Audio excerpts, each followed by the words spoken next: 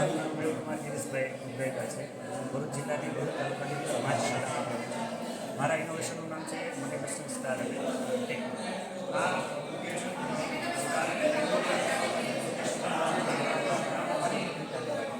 એ બાળકોને શાળામાં નિયમિત રીતે લાવવા માટે શું કરી શકે?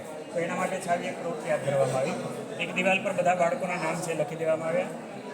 બધા બાળકોના નામ લખી દીધા પછી જે બાળકો શાળાએ રોજ નિયમિત આવે છે તો એ નિયમિત આવે છે તેની કદર કરવી જરૂરી છે, જેથી કરીને બીજા બાળકો જે શાળાએ આવતા થાય. તો જે બાળકો શાળાએ નથી આવતા એ શાળાએ આવતા થાય એના માટે એના મોટિવેશન સ્ટાર છે બનાવવામાં આવ્યા. જે બાળક શાળાએ નિયમિત આવે છે એના નામની સામે છે આવો એક સ્ટાર બાળક જાતે જ આવી લગાવ્યો.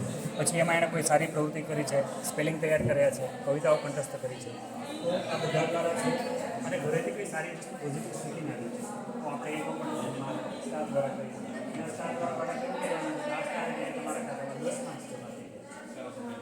જેથી કરીને બીજું બાળક જે નથી ભણતું એ જાતે જ ભણવા ગયા એટલે એના નામની સામે આટલા બધા સ્ટાર પણ અને આ બાળક ઇનામ સર કશું જ નથી.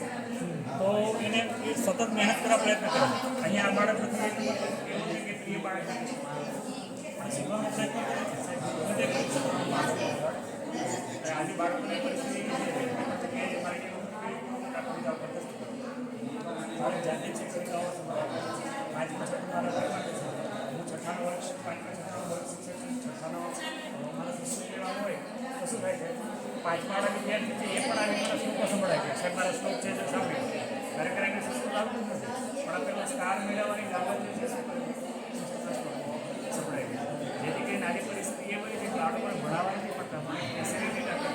જ્યારે આપણી રાષ્ટ્રીય શિક્ષણ નીતિ આપણને એવું કહે છે કે શિક્ષકે છે માત્ર ને માત્ર માર્ગદર્શક બનવાનું. આપણે બાળકને કોઈ બાળક ગેરશિસ્ત શું કરવાનું એની સામે જે સ્ટાર છે એને આપણે કાઢી દઈએ એટલે પેલો જાતે શિસ્તમાં આવી જાય છે. એટલે સાહેબ મારો સ્ટાર ઓછો થઈ જાય પેલો વિદ્યાર્થી બાળક આગળ નીકળી જશે.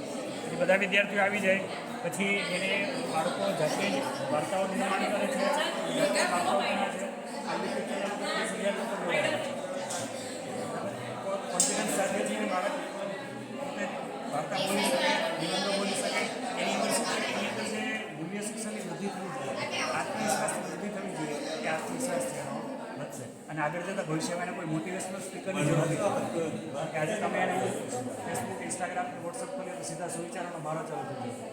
બરાબર? તો કોઈ રિસર્ચ એવું કહે છે કે ક્યાંક ને ક્યાંક આપણામાં આત્મવિશ્વાસ તૂટે છે. એટલે ક્યાંક ધોરણ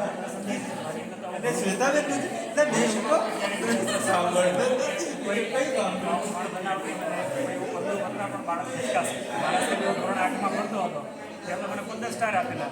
એનો મતલબ એવો થયો મારી અંદર કંઈક વસ્તુ પડેલી છે. બરાબર? પછી બાળકોને છે એ ટેકનોલોજી થ્રુ પણ ભણાવવામાં આવે છે. અહીંયા એડ્યુટર એપ્લિકેશન છે, અહીંયા એનો નમૂનો છે. એ સિવાય લૂમી સોફ્ટવેરનો ઉપયોગ કર્યો છે, ChatGPT છે, AI છે, સ્કૂલ રિલેટેડ ઘણા બધા જેનો ઉપયોગ સાથે સાથે એવી છે કે તમે એવું એક ચિત્ર દોરતા આવડે કે ના આવડે પણ ચિત્ર દોરવાની આપણને બધાને મજા આવે જ છે. બરાબર? તો સ્વિફ્ટચેટ એપ્લિકેશન ઉપરનો એક ચેટબોટ છે કોમ્પિટિશન ઝોન. એમાં દર અઠવાડિયે છે કોમ્પિટિશન ઝોનમાં આપણને એક ચિત્રોનો ટાસ્ક આપવામાં આવે છે ધોરણ વાઇઝ. હમણાં વસંત પંચમીનો ટાસ્ક આવ્યો હતો કે એક મોરપીંછ બનાવો સાથે એક સંગીતનું કોઈ પણ સાધન બનાવો. તો બાળક આવું ચિત્ર બનાવે, આપણે ખાલી ફોટો અપલોડ કરવાનું, આટલું જ કામ કરવાનું છે. આટલું કામ કરશું એટલે આવું સરસ મજાનું સર્ટિફિકેટ છે સરકાર દ્વારા આપણને ડિજિટલી મળી જશે. આપણું કામ દેખાશે. બરાબર?